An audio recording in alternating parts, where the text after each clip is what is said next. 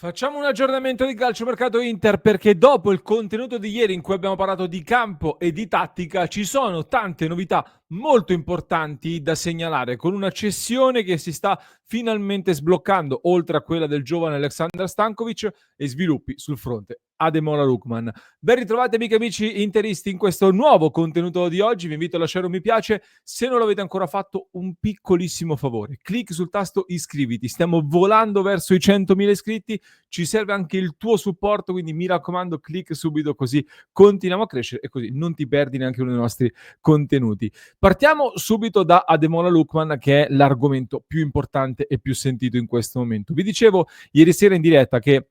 da quello che sappiamo noi su Passione Inter c'è stato un nuovo contatto proprio nelle ultimissime ore tra l'Inter e gli agenti di Lookman e tra gli agenti di Lookman e l'Atalanta, un modo per tenersi aggiornati e continuare ad aggiornarsi ecco, su questa situazione. Stavo ascoltando su Sky in questo momento, mi sembra Sky la fonte un pochino più pessimista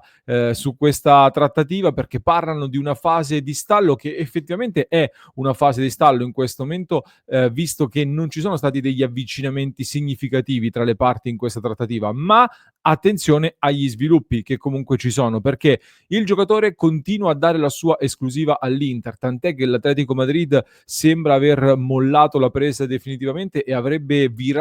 spostato le proprie attenzioni su Enzo Migliò dello Stoccarda, altro giocatore molto molto interessante tra l'altro. L'Inter considera, diciamo, congrua la sua offerta per via di quello che lo staff del calciatore aveva fatto sapere al momento dell'inizio dei contatti, ma ormai dopo una settimana la posizione dell'Atalanta si è abbastanza capita. Anche se a Bergamo si sono un po', non dico rassegnati, non è la parola giusta, però ho letto commenti dei giornalisti che seguono l'Atalanta da vicino, anche ho letto tutti gli ultimi quotidiani e ieri c'è stato tra l'altro anche un saluto da parte di un gruppo dei tifosi con Lookman che si è anche commosso da quello che scrivono e quindi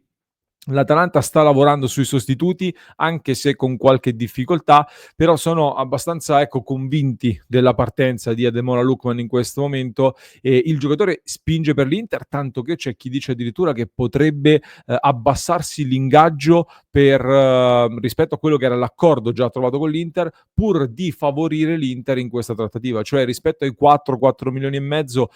che ha pattuito con la dirigenza nerazzurra potrebbe scendere sotto i 4 milioni per favorire l'Inter che avrebbe più risorse da spostare sul cartellino. Sarebbe una notizia abbastanza clamorosa, soprattutto di questi tempi. L'ultimo passo però secondo me spetta all'Inter, deve farlo l'Inter, aprendo ad un rilancio che mi sembra necessario a questo punto. Almeno quei 42-43 milioni di euro di cui si sta parlando più una serie di bonus per avvicinarsi all'Atalanta. Un po' come poi alla fine ha fatto la Juventus l'anno scorso con Koopmeiners appunto, l'Atalanta chiedeva 60 milioni, la Juventus partiva da sotto i 50, sono arrivati poi a prenderlo a 51 più bonus, confermando che anche l'Atalanta scende a dei compromessi. La differenza poi qua è che l'Inter ha dei rapporti buoni con l'Atalanta a differenza della vecchia dirigenza della Juventus l'anno scorso. Da quello che so, poi vi raccontavo anche la scorsa settimana, sul fronte Lookman, in questo momento il direttore del Corriere dello Sport, Ivan Zazzaroni, sembra essere davvero il più informato, quello più affidabile, comunque da tenere sotto osservazione quando parla dell'operazione Lookman e di nuovo poco fa ha scritto che l'Inter farà una nuova offerta per Lookman appena Octree autorizzerà il rilancio. Non l'ho ancora fatto, ma lo farà, dice Zazzaroni, che quindi è abbastanza, possiamo dire, fiducioso comunque sul fatto che l'Inter andrà ad un rilancio che potrebbe finalmente sbloccare questa operazione. Quindi l'intenzione di andare fino in fondo con Lookman c'è da parte dell'Inter. Forse non si riuscirà in queste ore, come era invece nella speranza di tutti di chiudere prima che iniziasse ufficialmente il ritiro, anche se Lookman è fermo per infortunio, quindi qualche giorno sarà ancora fermo, potrebbe slittare alla prossima settimana, magari anche per recuperare al meglio da questo problema, ma l'Inter si è esposta tanto, il giocatore altrettanto e l'Atalanta è aperta alla cessione, quindi non ci resta che attendere questo rilancio da parte dell'Inter. Tra l'altro il via libera di Octree Non l'ho molto capito perché dal punto di vista dei conti, dei bilanci, del costo squadra, l'Inter ha lo spazio per andare a fare questo affondo su Lookman in questo momento, forse sarà un via libera più che altro dal punto di vista dell'età e progettuale. Non lo so, vediamo e vi terremo aggiornati anche nel corso dei nostri appuntamenti nel club di Passione Inter e non solo. Nel frattempo, velocemente, le altre notizie. Leoni è tutt'altro che una pista tramontata, però come dicevamo in questo momento l'Inter sta concentrando le proprie attenzioni su Lookman e quello prende le copertine, ma l'Inter ha incontrato inizio settimana l'agente del giocatore ribadendo la propria intenzione, ribadendo il progetto che ha l'Inter su Leoni come giocatore all'interno dell'Inter. Chiaramente il giocatore apre all'ipotesi Inter, ma dice anche giustamente bisogna trattare con il Parma e al momento una vera e propria trattativa con il Parma non è iniziata. Perché? Perché c'è da sistemare anche il capitolo delle cessioni dove Stankovic al Bruges, come dicevamo, è una cosa fatta e porta subito una decina di milioni di euro nelle casse dell'Inter, anche se non può registrarle come plusvalenza. Si sta scaldando invece la cessione di Buchanan. Niente Sassuolo, come sembrava invece una trattativa avviata. In Canada c'è un portale con delle fonti che sono molto vicine al calciatore, quindi vanno sempre tenute sotto osservazione. Parlano di un nuovo tentativo in corso proprio in questi momenti, molto concreto da parte del Villarreal, che dopo averlo preso in prestito lo vuole acquistare a titolo definitivo e considerando che potevano riscattarlo per 13 milioni di euro, immagino che stiano trattando delle cifre inferiori, almeno una decina di milioni, però penso sia l'obiettivo dell'Inter con questa cessione. È quindi un altro pezzettino del puzzle di un Inter che deve per forza completare le cessioni. Siamo a fine luglio, ci sono ancora diversi giocatori da piazzare, soprattutto le situazioni più spinose secondo me sono quelle di Aslani che a quanto pare rifiuta offerte dall'estero e Taremi che diciamo si è affidato a Pastorello, l'Inter si è affidato a Pastorello, la gente per trovargli una sistemazione, c'è chi dice che l'Inter vorrebbe ricavare 8 milioni, per me qualsiasi cosa sopra al 5 euro è tanto di guadagnato, per un giocatore arrivato a zero che ha giocato male, difficile incassare qualcosa. Prima di salutarvi e di chiudere, volevo mostrarvi una cosa, perché ieri ho fatto una lunga analisi dal punto di vista tattico, tecnico, di come potrebbe essere la nuova Inter con la conferma di Cianoglu, eccetera. Oggi apro la Gazzetta dello Sport e resto molto sorpreso di leggere che, secondo la Gazzetta, Christian Chivu starebbe ragionando sulla possibilità di riportare Cianoglu a fare il 10 nel 3-4-1-2 o nel 3-4-2-1, ma soprattutto nel 3-4-1-2, a supporto degli attaccanti, quindi nella posizione in cui è nato come carriera calcistica. Prima in Germania, poi anche al Milan all'inizio, prima di diventare mezzala e prima di fare i primi esperimenti da regista davanti alla difesa, che poi è diventato il suo ruolo nell'Inter. È un'ipotesi su cui dunque Chivu starebbe ragionando. Francamente mi lascia abbastanza perplesso e mi sorprende molto per diversi motivi. Partendo da una considerazione molto banale, ricordo raramente giocatori che con il passare degli anni invecchiando abbiano avanzato così tanto il raggio d'azione. Tendenzialmente è più usuale il contrario, soprattutto per un giocatore che ha detto di esaltarsi e di sentirsi bene, soprattutto nella fase difensiva che fa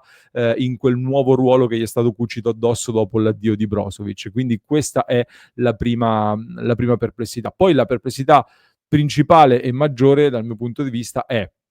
sicuramente Ciala in un Inter che vuole diventare più aggressiva, che vuole aggredire più alto, attaccare subito i primi costruttori, è molto bravo in interdizione, ti aggiunge delle cose interessanti in questo senso, ti aggiunge un giocatore molto bravo al tiro più vicino all'area di rigore, quindi la quota gol potrebbe aumentare, ma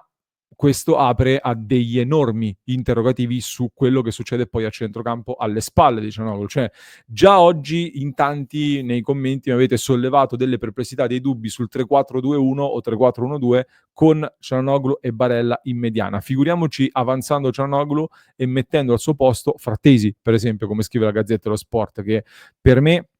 ripeto, l'anno scorso i dati, li abbiamo analizzati, dimostravano che fino a novembre, sostanzialmente nell'ultima stagione, fino a novembre stava crescendo in tutti gli aspetti del centrocampista, dall'interdizione, riconquista palla, pressing e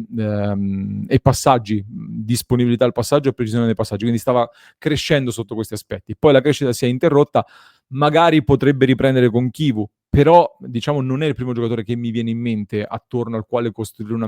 mediana a 2 in questo momento e quindi Barella Sucic già meglio, ma costruire una nuova Inter con Cianoglu avanzato e solo 2 giocatori di fatto che potrebbero fare davvero quel ruolo lì in mezzo mi sembra francamente un problema, quindi o si apre a nuovi acquisti a centrocampo da fare, ma se tieni anche Frattesi, esce Aslani, avere risorse per fare un altro investimento anche lì in mezzo mi sembra abbastanza difficile. Oppure questa potrebbe essere una soluzione d'emergenza, con Cianoglu che di base però farà parte del pacchetto dei centrocampisti puri, e magari ci saranno delle rotazioni, perché Kivu non ha sicuramente delle gerarchie stabilite, abbastanza scolpite nella pietra come invece l'aveva magari Simone Inzaghi, e potrebbe variare un po' di più anche a livello di soluzioni tattiche differenti. Però ecco, volevo sottoporvi questa ipotesi della Gazzetta che a me sinceramente un po' stona, anche se mi incuriosisce, ma apre diverse perplessità sul mercato e anche dal punto di vista tattico. Per questo io vi riconsiglio di recuperare anche il nostro contenuto, ve lo lascio in descrizione per chi ci ascolta in podcast, per chi ci segue su YouTube invece lo troverete qui a schermo per cliccarci sopra e recuperarlo e condividere con me le vostre opinioni. Io lasciandovi vi ricordo di cliccare sul tasto iscriviti. Vi chiedo anche di fare un salto su passioninter.club se volete supportare il nostro progetto, se vi piace il nostro modo di parlare di mercato, di campo, di tattica, di intrattenere, di parlare di Inter 24 ore su 24 e volete far parte del nostro gruppo. www.passioninter.club, potete sostenere il nostro progetto, entrare a far parte di una grande community, trovate anche il link in descrizione. Vi lascio, come detto, con un altro contenuto, ci ritroviamo in diretta alle 19:30.